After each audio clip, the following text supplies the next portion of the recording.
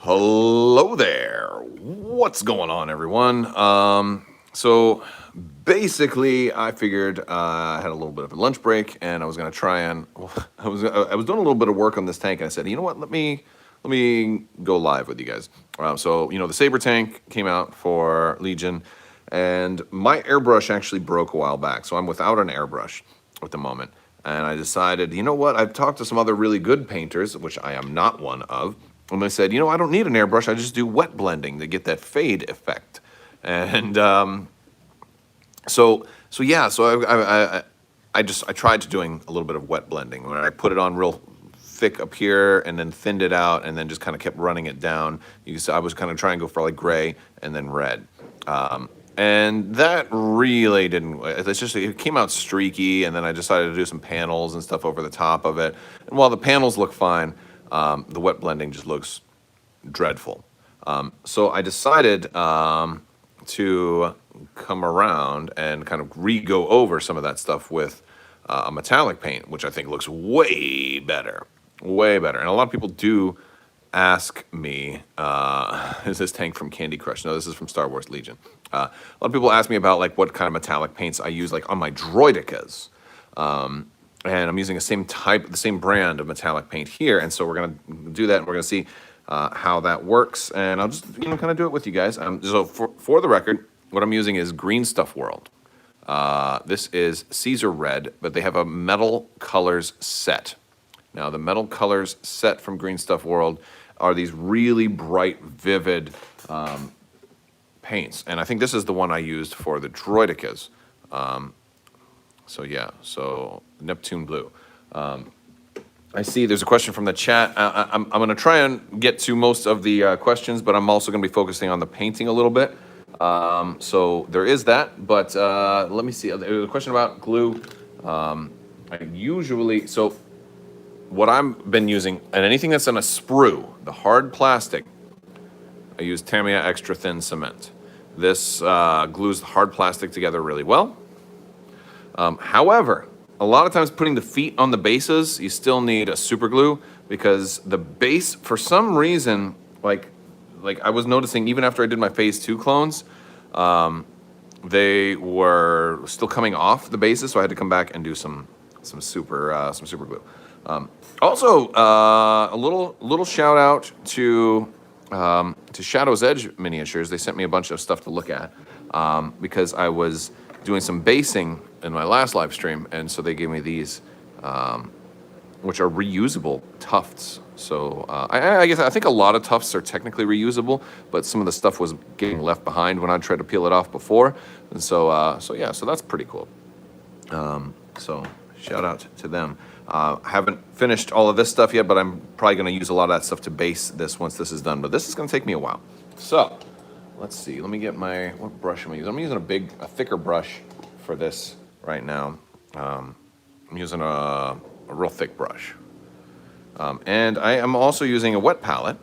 This is an Army Painter wet palette. I've already got some of the red metallic paint on here, and I really like the wet palette because it keeps your paint from drying out. And so now this helps. I can put it on thin because I've already got this coat of red underneath. It'll look a little different if I just put it on like under white. But you see, this is a thicker paint. So, but yeah, it's going to go on and it's going to make this look just so much nicer. I'm just going to try and go around the details, the highlights that I've already kind of added, so I don't have to redo them, like the buckles and stuff like that. Although if I have to go back and redo them, it's not a big deal. But so already, it's like a tremendous. Now that's a little bright. I'm going to go over it again, kind of this way. But this ends up going on real smooth. Now I got a little bit of water. I think my brush was still a little bit of wet. But it's already looks like 100% better than that streaky red.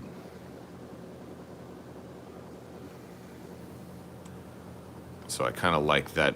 And that's a kind of a good kind of Republic-ish looking red also. I don't know if I'll redo these panels or not. Although I could put maybe just like a dry brushing of them, or maybe just around the edges or something like that. I could probably do something cool to mess with that. That would be fun. So yeah. All right. So we're just gonna keep going with this, and yeah. I'm not really doing the underneath too much right now. But I just really didn't like the tank, and I was really unhappy, and I said, well, let me just paint over it and see how that works. I've got the washing machine going on in the background too. That's what spin cycle is going on. So you may hear some dings and some, because it plays music. I think it happened on the last live stream too. All right. What primer did I use? I used, goodness, it's around here somewhere. I know for my colognes, specifically, I used the Tamiya White. This is one of my favorite primers to use for anything white. I think I used the Citadel Gray Seer on this tank. Yeah, Gray Seer by Citadel. I like if you're using a spray can primer, I really like Citadel for anything other than white. Their white's okay. It's a little powdery though. But everything else, they do really, really well with. Like my B1 or my B2 Super Battle Droids, I did those in Lead Belcher, the Citadel primer for Lead Belcher, and that's like, it's amazing how good they came out, like right away, just with primer, like they were like table ready right away.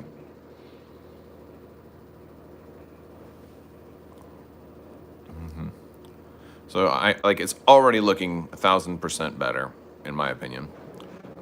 Getting some of these smaller details in here is going to be interesting. Like basically I already did one side, so I'm like hoping it ends up looking kind of like that when it's done.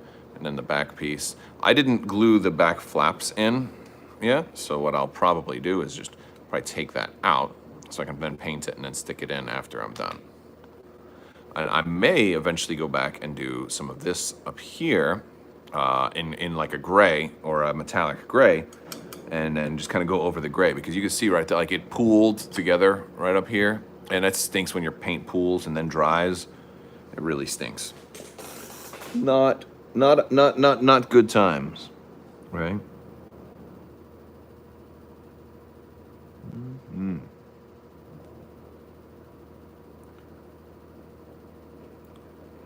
Oh, by the way, I am going to put that Legion Clone Wars core set up on Patreon, I think today or tomorrow. It's going to be a giveaway. It's going to run for a little while, so there's still time if you're interested in that. And I wonder if that's actually going to be in higher demand now with product delays and a lack of availability of stuff. So it's funny, because that was just an extra one I had ordered. That was, and truth be told, it was specifically the Clone Wars core set I pre-ordered from Miniature Market when I thought, when they were shipping early, I tried to get one, and it ended up shipping way late. So then I was like, I don't really need another core set anymore. Hey, sounds like a giveaway. It's kind of how that. What color did I prime my B1 battle droids in? That's a really good question. I'm out of it right now, so I don't remember. I'll tell you this. I think it was the bone. I don't know if it was Wraith bone or whatever, but it was the contour primer, the one that goes with the contrast paints.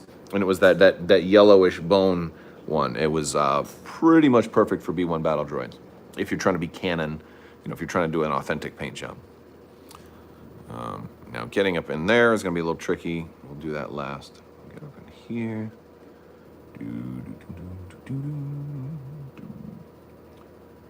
I've got Audio Slave stuck in my head. I'm not going to sing it because then I'll get a copyright strike or something. But there's a band called Brass Against, I think they're called. And they do like Rage Against the Machine and Audio Slave and Tool and a lot of covers like that on YouTube. And they have Brass, and then they bring in these fantastic leading ladies coming in to sing these songs. And Chris Cornell's a powerful vocalist, but man, these wonderful vocalists they bring in to cover it give Chris Cornell a run for his money. And I know that that's borderline blasphemy, but I think it's called Brass Against. You should check them out. It's totally random thing that's just stuck in my head. I was listening to it on my way home from lunch today in the car. But I dig the brass instruments kind of covering like rock and roll and metal and stuff. I like different genre takes on familiar music sometimes. All right. All right. So I think I got most of the red done. Now I gotta get, I'm gonna move the camera a little bit. It's in the way. There we go. And we're gonna try and get some of these finer areas in here. Oh, and I gotta get my, I'm using a finer brush here. Although this one's a little frayed. I use cheap brushes, and I don't take care of my brushes. Because rather than research what brush cleaner to use, I just run up to like Joann's or Michael's or Hobby Lobby or whatever and get a whole new pack of brushes for like $7. I have to do that once every couple of months. It's, I guess it's low maintenance. Oh no. But like I said at the beginning of the video, I'm not a great painter. I'm just a very mediocre hobbyist. And if you do like watching this stuff, I think you should definitely move on to, advanced hobbyists like Sarastro and Jagged Brush and much better hobbyists out there than myself. But maybe I'm an entry point to some people because I know a lot of people have kind of discovered my channel while not really being familiar with like miniature gaming before, and so like and that's cool. I like to kind of serve as kind of that gateway for a lot of people because that was my journey. I came into Star Wars gaming with no miniature gaming experience whatsoever, so a lot of my experience and my perspective is from that point of view of somebody who didn't really have a background in wargaming before they got into the Star Wars wargaming. So I make a lot of mistakes that veteran wargamers are already familiar with, but you can kind of follow along with me and make the same mistakes that I do. Like I should probably have an overhead camera for painting instead of like at an angle. Like my camera's at an angle right now and it's kind of impeding my ability to really get down into the details because the camera's in the way. But that's one of my mistakes. And I know a lot of, there's the washer. There it is. There it is. You hear that?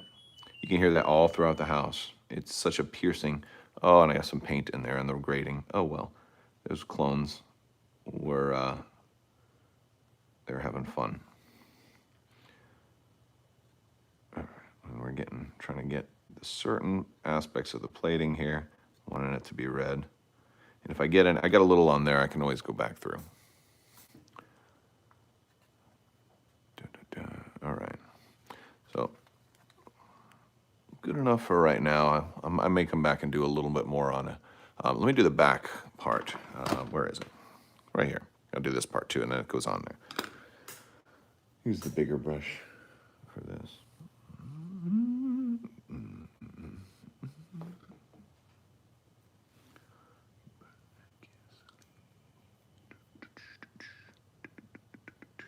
So, what do you guys do when you are painting? Do you listen to music? Do you watch TV? Do you have like a little TV on? I know some people, I've had some people tell me they listen to my YouTube videos or have them on in the background. And for that reason, I got to make sure I keep talking because I don't want you to think that your video play stopped or if that's the case. But for me, audiobooks is one of my favorite things to do while painting. I think I'm going to stick this in here before and then get the back. All right. I'm liking it. I'm going to need to probably glue those in one of these days because I like the fact that they can move, but boy, it's a pain in the butt when you're trying to paint them and they keep sliding all over the place. But I like this bigger brush too because it gives me more smoother strokes. Oh, I missed some pieces though. I'm throwing my brush down like an idiot, right? Just throwing, go down there. I'll get you later.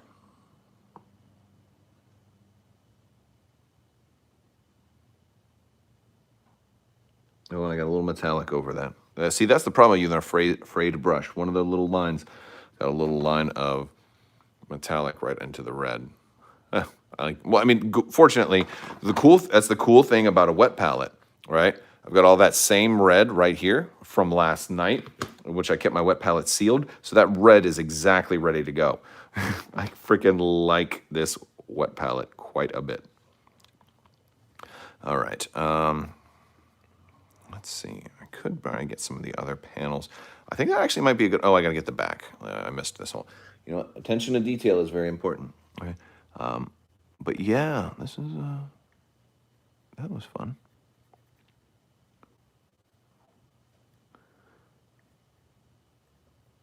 So, ultimately, the clone tank is, I think, looking a lot better. It's not done, but that's kind of my fix, right? Is to just go over it and do it again. This isn't going to be a super long live stream. Gotta figure out what I'm going to do for the rest. Well, let's see. We've got some different metallics. Maybe we can. I tried doing this one up here in a darker metallic, and it came out really streaky. That one was anthrax metal, and anthrax metal did not come out very good, so I don't think I'm going to use anthrax metal again. Maybe quicksilver? Quicksilver could work. Oh, wait, no, I've got it. This one is a favorite of mine. Gunmetal gray. All right, I got to shake this a lot. No, because sometimes with these silver metals, if you squeeze out some of the paint, it'll come out just black. Like if you don't shake it good enough, if it's not, because they're like white and black mixed together, right? And so you don't want all the black and none of the white. And that's one of the things that I think happened with the anthrax metal, and that's why it didn't go on good enough. So ideally, when you squeeze some of it out, it should come out nice and nice metallic looking. If it doesn't, you might have done something wrong. Now, there are some that are going to look a little bit more black than others, but there's machines. Oh, no. All right.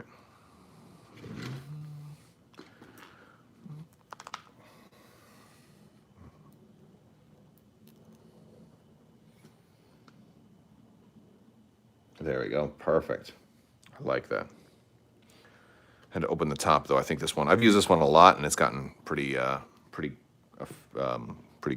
egregiously affected. All right, so I've missed out on some of the chat. So hold on, let me check. Whoa, ha! That was my face.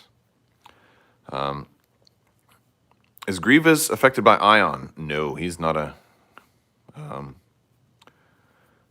He's not. He's just a regular trooper. He's not a droid trooper. Fifth Trooper is a podcast I listen to. Speaking of which, how long until you joined them? That was going to be one of my April Fool's jokes to say that I was incorporated into the Fifth Trooper network.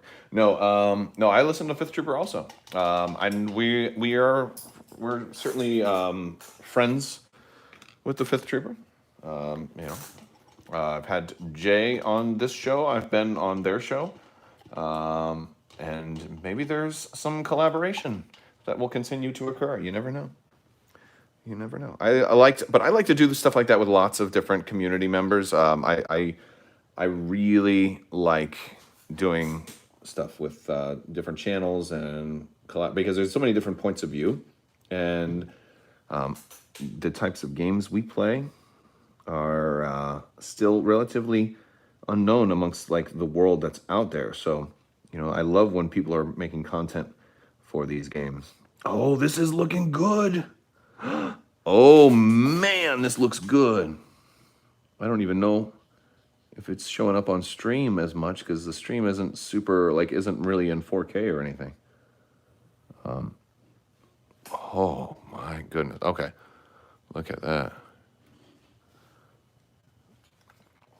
Okay, I got to recenter the camera because it wasn't even on there.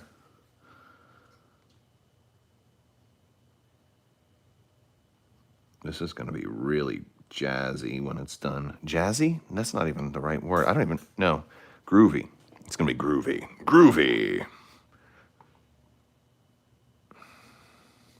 Like Bruce Campbell with a chainsaw arm.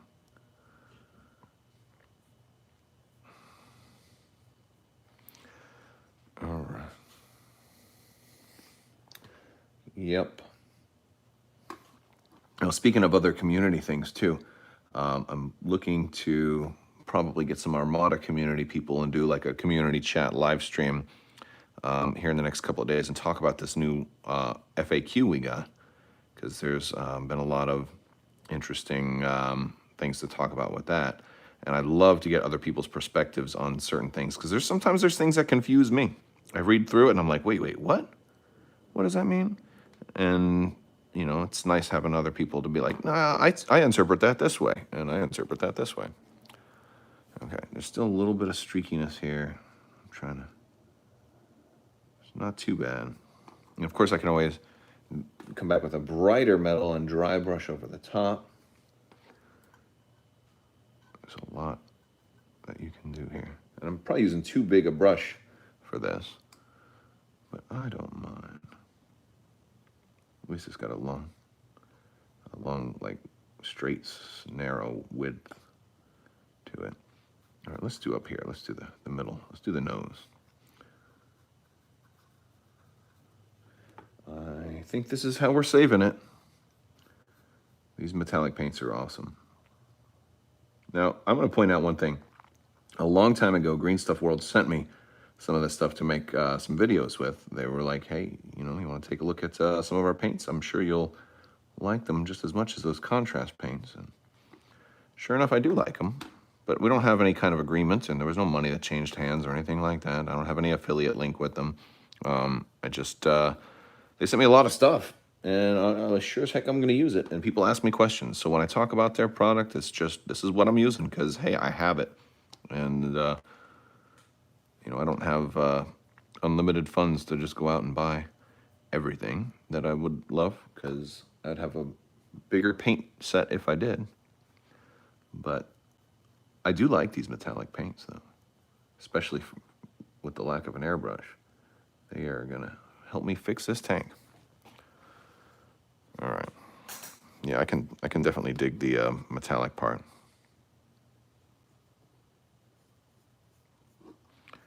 It's helping fix some of the streakiness.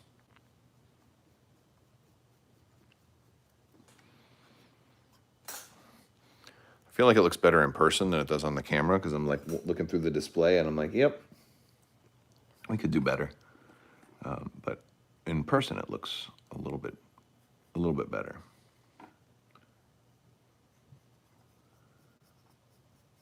I'm gonna hit all the gray parts with this. Well, as much as I can. And I definitely need to get in there too. There's a lot of stuff I didn't do inside the little missile bay. And then the windows. I used like a candy ink in the windows. That was an experiment.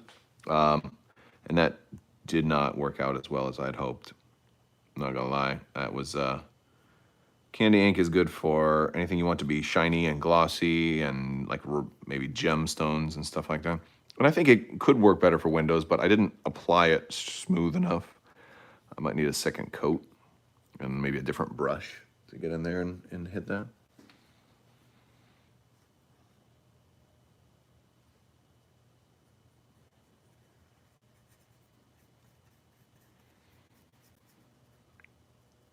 I do need to get an airbrush, though. They're so darn expensive, especially for a good one.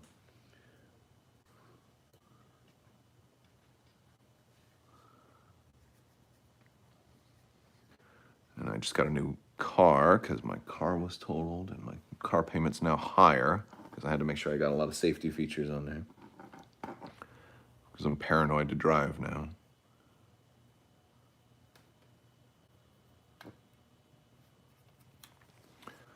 All right, I'm gonna get in there. I think I use a different brush to get in there.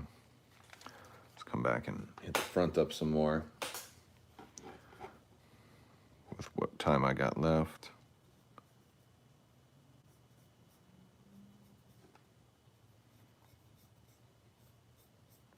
normally do live streams when I paint, though. All right, let's see if there's any comments that I missed. Well, I keep hitting the wrong button.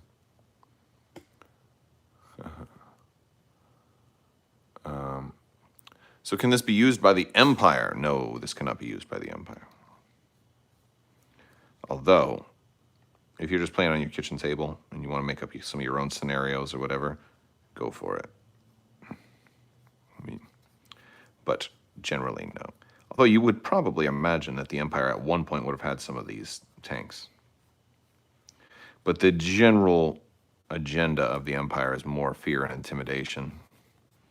And an ATST is a lot more scary looking than a low profile tank that people might not even see coming. You know, they weren't about tactics as much as they were about arrogance. And I think the ATST and then the AT-AT and those giant big walkers were definitely way more about arrogance than, I mean, and it's you know, I served in an armor battalion for a long time, so you know, like I know a little bit about tanks. I'm not a tanker, but certainly was in a tank battalion, and having a low profile for a tank is definitely advantageous because other tanks are also shooting at you. You want your main gun to be at the highest point, but you certainly don't want to get hit in return, so you don't want to be any higher than the gun that you don't have to be, because that's just a target.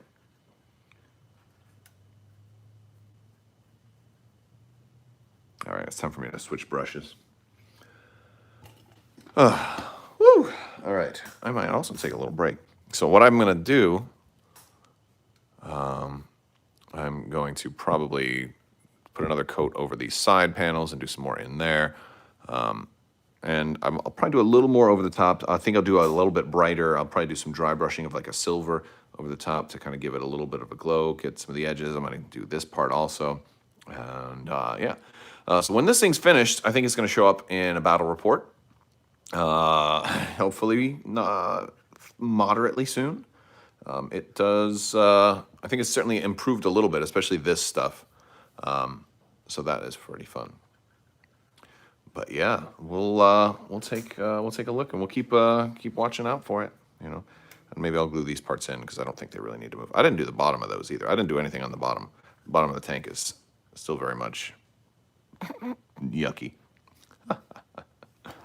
All right, well, let me put it on here. This is a big stand. I gotta wash my hands because I have to get back to work. All right, you guys. Well, thank you so much for hanging out with me. That's a little bit of what I was doing, and that's a little bit of some of the paints that I use, and I know I get a lot of questions about that, and I just wanted to hang out with you guys a little bit. Thank you for the comments, and I will talk to you guys later. I want to thank you so much for watching. Also, big thanks to my patrons. You guys are absolutely amazing, so thank you for your continued support. I will talk to you later, and thank you so much, and as always, have a great day.